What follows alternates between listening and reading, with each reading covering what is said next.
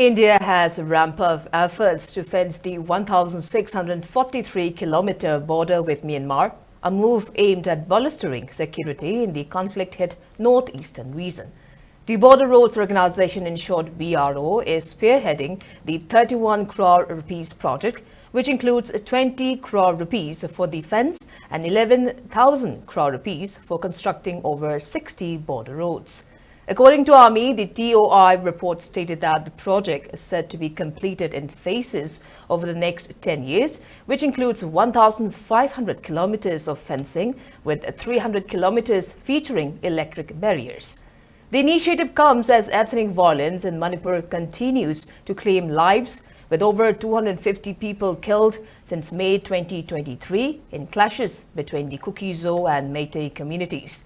While fencing the aims to curb cross-border smuggling, human trafficking and illegal immigration, it has sparked opposition from communities in Manipur, Nagaland, Mizoram and Arunachal Pradesh.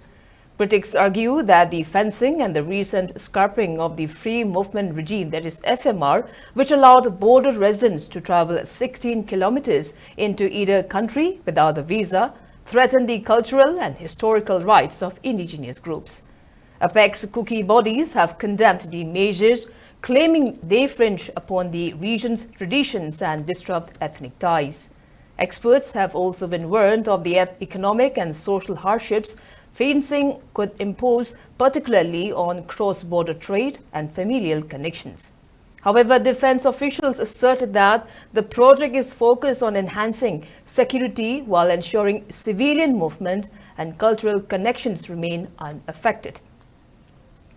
The successful completion of a 10-kilometer stretch in Moreh has highlighted the potential of the initiative to improve border security and trade management.